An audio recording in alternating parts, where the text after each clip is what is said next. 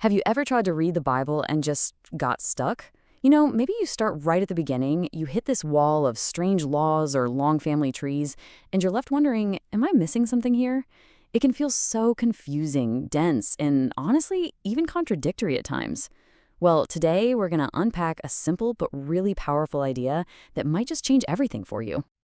Okay, so let's just dive right into the most basic question of all. We hold it in our hands, it's got one cover, we call it the Bible.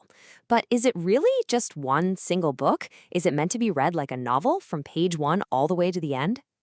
Thinking of the Bible as just one book, it's kind of like trying to use a map as a cookbook. It just doesn't work.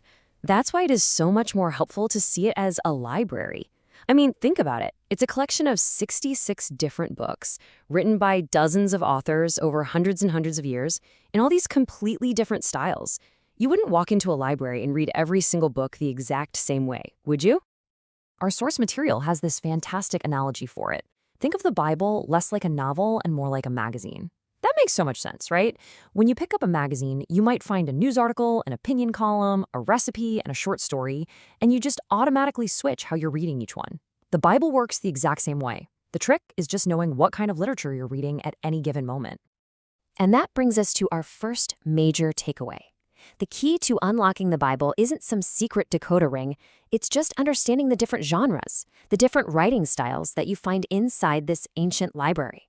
Once you know whether you're reading a story or a song or a letter, suddenly everything starts to click into place. All right, so let's start with the most common type of writing you'll find in the Bible, narrative. We're talking about the epic stories in Genesis, the histories of the kings, the four Gospels, the book of Acts. A massive, massive chunk of the Bible is dedicated to just telling a story. And this is probably the single most important rule for reading these stories. They are often descriptive, not prescriptive. What that means is, they're telling you what happened back in history. They're not necessarily giving you a command to go and do the exact same thing. Getting this one distinction down is a total game changer. So let's take a famous and, let's be honest, kind of confusing example. In the book of Genesis, the hero Abraham has two wives. So does the Bible, including this story, mean that it's endorsing polygamy? Well, if we read it just as a description of what happened, it raises the question. But what's so fascinating is that the Bible itself often gives us the answer in another part of the library. So you see, while the Bible describes Abraham's actions, it prescribes a totally different standard way earlier. Way back in Genesis chapter 2, long before Abraham was even born, the text sets up this ideal: one man, one woman. So the text itself gives you the framework to evaluate the characters in the stories. We see what they did, but we're meant to measure it against the direct teachings found in other parts of the collection. Okay, another huge key to reading these narratives is realizing that the authors were selective. I mean, they didn't write down every single thing that ever happened. Think of them like movie directors. They chose very specific events, specific details, to highlight a particular theme or to make a point for their specific audience. Let's look at the crucifixion, for example. Matthew, who was writing mostly to a Jewish audience, chose to include Jesus' cry from the cross that directly quotes an old Hebrew psalm. Now, why would he do that? He wanted to show his Jewish readers that Jesus was fulfilling the ancient prophecies that they knew inside and out. But then you read Luke's account. He's writing for a totally different non-Jewish audience. And what does he focus on? He highlights Jesus' words of forgiveness and his concern for outsiders, like the thief on the cross next to him. It's the exact same event, but two different authors, two different directors, you could say, selected different details to make different but equally true points. It's just brilliant storytelling. Okay, let's switch gears. We've talked stories. Now let's talk about songs. A huge part of the Old Testament is actually poetry. We're talking about books like Psalms, Proverbs, and Job. And you just can't read poetry the same way you read a historical document. It's designed to grab your heart and your emotions, not just your logical brain. Let's just take one of the most famous lines of poetry in the entire world. The writer of Psalm 23, he's feeling God's care and provision, and so he uses this beautiful image, a shepherd leading his sheep to a safe, peaceful green pasture. So, is God promising everyone a picnic? Of course not. And yeah, it sounds a little silly, but it really highlights the mistake we make when we read poetry too literally. The author isn't making some binding theological promise about picnics. He's using a metaphor to express a feeling, the feeling of peace and rest and being totally cared for by God.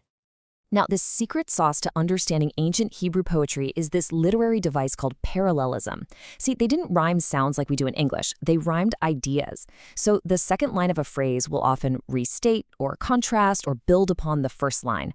When you see two lines together like that, just ask yourself, how do these ideas connect? That's where you're going to find the real depth and emotion. Let's move on to our third genre, parables. These are those short, punchy, and memorable stories that Jesus was famous for telling. And they might seem simple, but believe me, people have been misinterpreting them for centuries by making them way, way too complicated. So here's the key, the golden rule. A parable is not an allegory where every little detail has some secret, symbolic meaning. No, it's a story that's designed to make one single, powerful point. Your job as the reader is just to find that one central truth, to find the punchline. And to see what not to do, just look at this. This is a famous interpretation of the Good Samaritan from the great theologian St. Augustine. He assigned a symbolic meaning to every single element. The beaten man is Adam, the thieves are the devil, the inn is the church. I mean, it is incredibly creative, but it completely misses the point Jesus was actually trying to make. Because what did Jesus himself say right at the end of the story? He looks at the guy who asked the question and gives him a direct command. Go and do likewise. The point wasn't some complex hidden code about salvation history.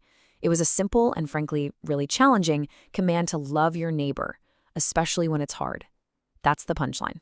So, after this quick tour through the Bible's literary landscape, you now have a basic toolkit. You've got the keys to unlock these different kinds of literature and appreciate them for what they really are. So let's just recap our new toolkit. When you're reading a narrative, you're not just looking for a moral role model to copy. You're asking, what does this story show me about God's character and his big plan? For poetry, you're going to lean into the emotion. You're looking for those rhyming ideas, not just the literal words. And for parables, you are on the hunt for that single, central, challenging truth that Jesus wants you to grapple with.